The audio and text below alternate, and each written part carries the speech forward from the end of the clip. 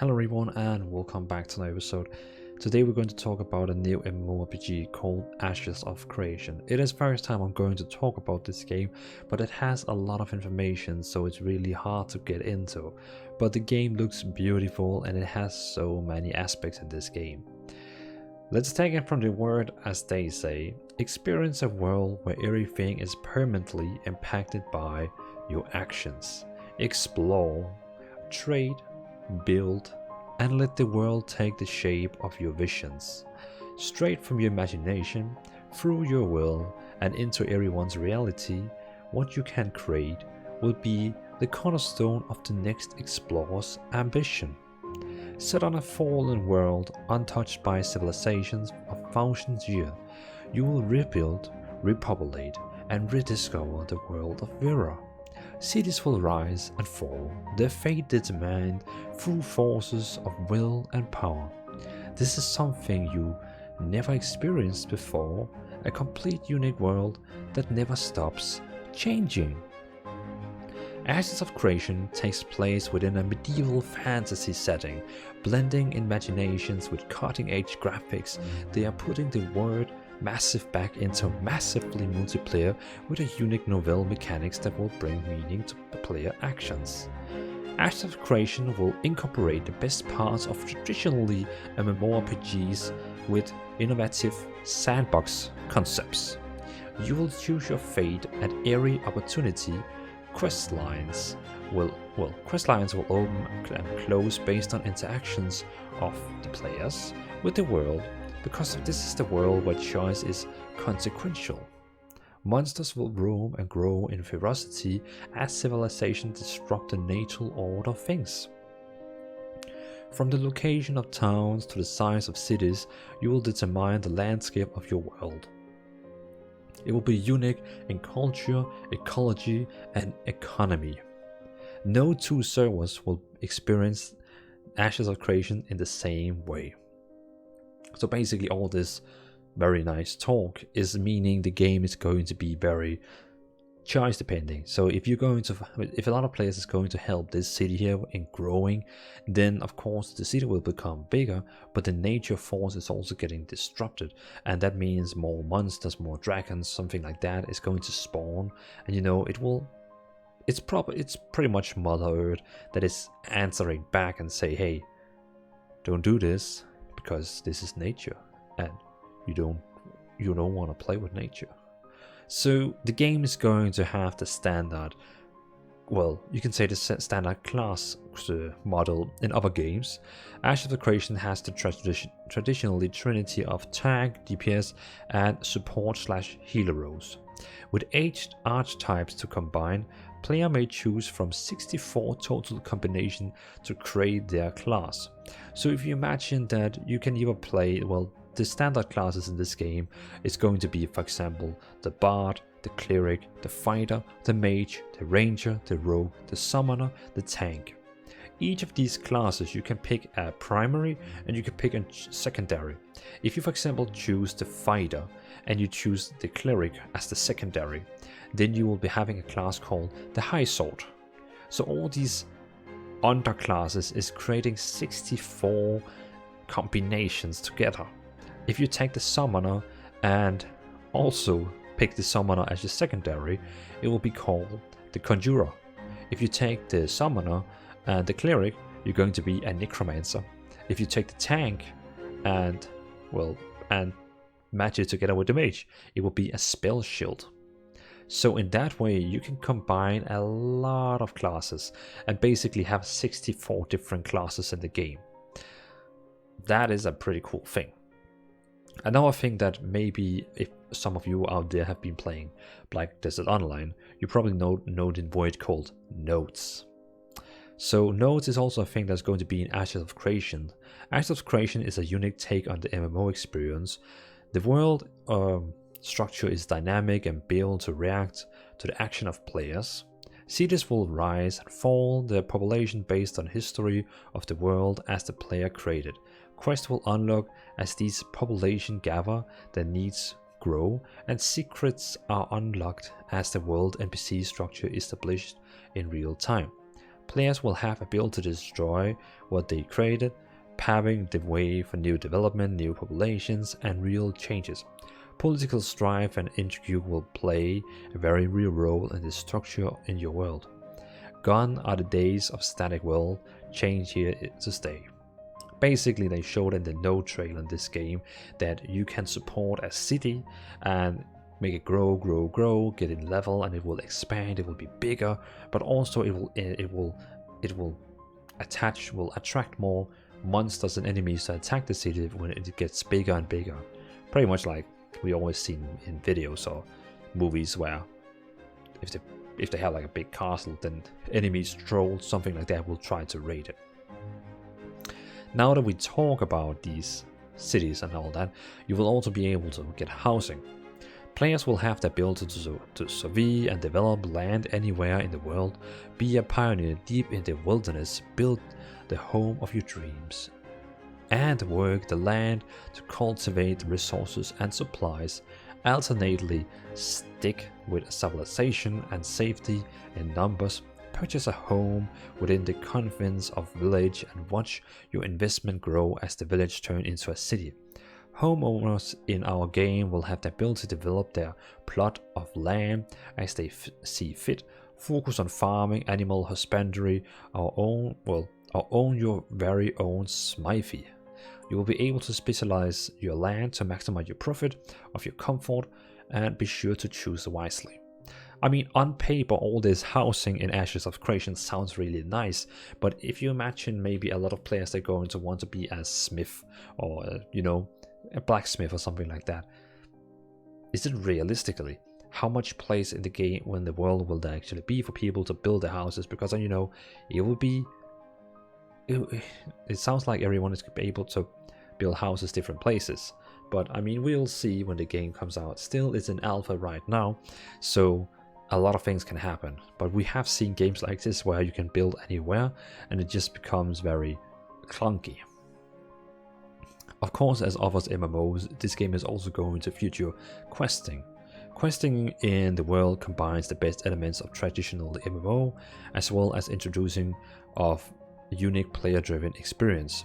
Ashes of Creation offers a rear quest, public quest, and quest chain that change dynamically and in real time based on the player's experience and choices. Players will have the ability to directly alter world events and changing the landscape through their actions. As an individual and as a community, server quests will allow political rivals to compete for fate of the world. So it really sounds like every person in this game is going, depending on quests, to really have a word on how the world is going to be. It also sounds too good. It's not because I'm trying to be negative about the game, but if let's imagine you have 1,000 players doing this quest right now, I mean, then I don't think it's going to be just simply one of the players that is going to be the guy who's responsible for a big firestorm started. I think the 100 or 1,000 other players who did the same quest, the same player choice, is probably also some kind of responsible in it. So I think we have to take it with a grain of salt, but it sounds really interesting and cool that these choices is still going to impact the world in some way. So throughout Ashes of Creation, player has an opportunity to participate in massively multiplayer siege warfare. Since castles are likely the world's most limited resources, it will be a task to secure and hold them. Involving hundreds of players on a single battlefield, our sieges will have employ many moving parts and intricate design features. Because of the difficult nature of taking and keeping castle, there are great rewards available to players for their efforts. Castles will allow to exert control over nearby lands and allow for development in unique buildings in nearby towns.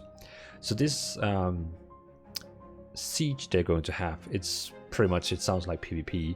I've been reading a little bit about it, and it seems like they are right now focusing on getting 250 versus 250 people in this mode, but it sounds like they are also interested in over time to increase it to 500 versus 500, and already by that sounds like the biggest battleground we will ever see in an MMO, because Elder Scrolls Online has something closely with the Alliance War and also 3 different factions fighting with castles, but I don't think they have 250 on each side in there.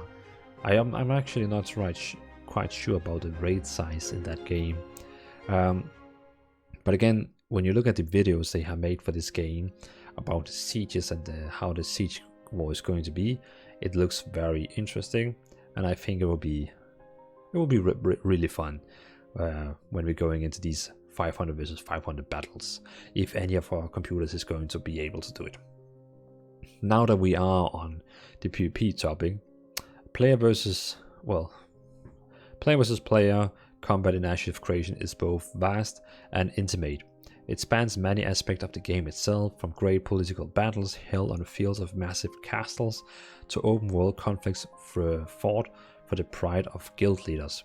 A player can choose to participate in the fate of the world by swaying the tide of battle with his or her combat prowess. Our PvP mechanics follow a flagging system as well as static PvP zones.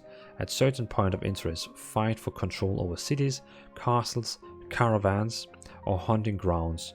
Our PvP is designed to offer the player a well-balanced and fair world to shape through the pen or world you should choose. The game is also going to have arena, where you can either be 1 versus 1, 3 versus 3, 5 versus 5, and they also are focusing on trying to get a 20 versus 20 arena. Sounds pretty cool. I mean, I'm pretty much in for that. So that's pretty much the PvP part of the game. The caravan is really an interesting topic that I'm coming back to, but I just have another topic we need to talk about first. That is player versus environment, also known as PvE. Player versus environment. The environment in Ashes of Creation is visually stunning realm, with fantastical beasts and creation designed to both inspire, awe, and instill fear. The world is harsh and unforgiving, presenting a clear and present danger to the players. Dungeons, demons, and dragons. Oh my, our unique and adaptive AI means that an encounter with similar creatures will yield a completely different experience to adapt as a player, keeping you on toes for constantly changing response from your adversary. The world awaits its heroes. So they are claiming they have a really clever AI as a, artificial intelligence for the NPCs, the monsters you're going to face. So they will be like clever. They would probably maybe learn from you or something like that. So it's going to be another experience with these mobs or bosses, because they will actually adapt to the fight, it sounds like. Very interesting. For the PvE, we have already now seen a couple of videos that there's going to be dungeons in this game. They also had a stream recently, I think last week, where they showed a dungeon where they went in 3 people. It looks like they had 2 warriors and 1 healer, and they fought a big dragon at the last boss, but they wiped and stopped the stream. I think it looked like the dungeon, maybe, I'm not sure if the dungeon actually is supposed to be 3-man or if it's a bigger one and they just only 3 people doing it. I don't know. If we go back to the PvP topic now, there's going to be something called Caravans. Caravans looks very interesting. Caravan system in Ashes of Creation resolves around opportunity and risk. Caravans facilitate and the transfer of goods for players wishing to turn a profit. Initiating a caravan from one city to another will create a caravan that players will need to defend while it moves along the route to selected destination. These caravans create a static PvP zone around them, allowing players to engage in PvP with the defenders and attempt to destroy the caravans in order to loot the content. These caravans will be integral in cities' development. So this sounds pretty cool, that you can pretty much say, okay, let's start a caravan from city A to city B, and we're getting all this nice loot from it.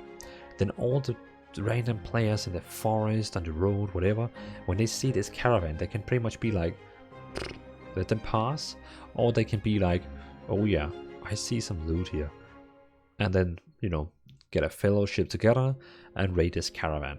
It sounds really interesting. Besides caravans, PvP, PvE, and of course a big topic that is probably very popular in MMORPGs nowadays is trading.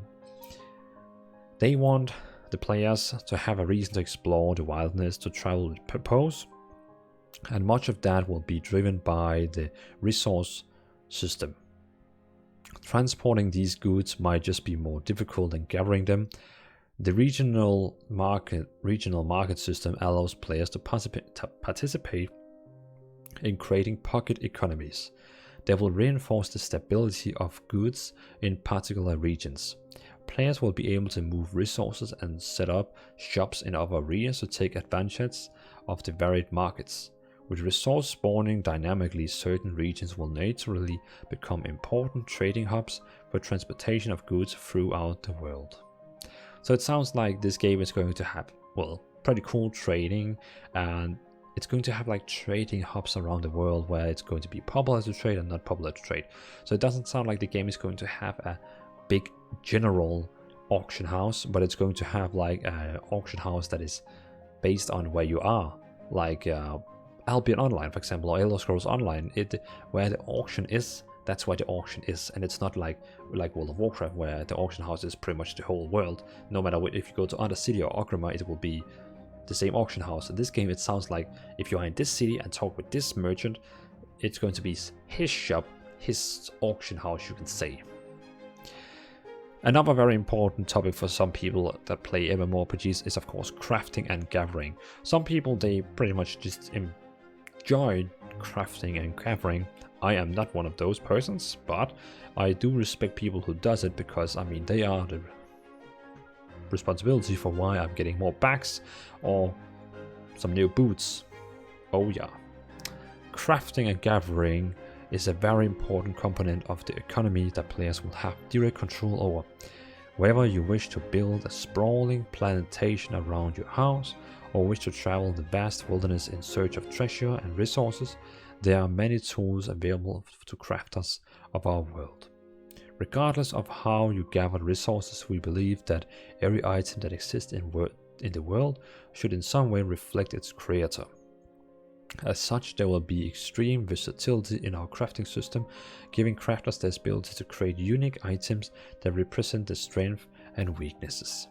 So it sounds like they're going to be really making sure that crafters feel unique and they are able to actually craft awesome items and feel proud about them. I kind of like that, because some games, they really trash people who like to craft, and it's like, why even craft in this game when it's not really needed or really good? So I do respect a lot that this game is trying to make crafting relevant, so thumbs up for that and good luck with it. So in total, I think we have now summed up a lot of key points of Ashes of Creation. It has a stunning graphic, it has a combat system that looks really promising and close to others what we see in other MMORPGs, with some kind of a mix between tap-talking combat, you know, what's called action combat. Well, you pretty much can see in the video here how the combat is. Beside that, it has a nice node system, nice world system, nice building system, everything. It sounds really awesome. And this was a Kickstarter project that got founded back in 2017. And well, who knows whenever this game is going to be ready, but they are very soon opening up for the alpha to invite more people. So very, very interesting. So thumbs up for this game. I look forward to play it, and I hope you can do it out there. I mean, Ashes of Creation, if your team will be creating the new biggest MMO, I would like to see that. So good luck with that, and can't wait to try out the game. So I think that's pretty much talking about Ashes of Creation. I'm not going to be the guy who's going to inform you about every single small detail about this game. I'm just here to tell you a little bit about the game and how it works, and if you didn't know about this game, you know about it now. So maybe a more detailed version on different topics will come in the future, but I think we have pretty much talked about a lot of important parts today. So thanks for watching. Leave down a comment, let me know, are you looking forward to Ashes of Creation? I'm keen to know. Thanks for watching. Remember to subscribe if you would like to know more about MMORPGs games coming up and revisiting some old games. Like the video if you like my video. Thanks for watching. Have a great evening. Peace out.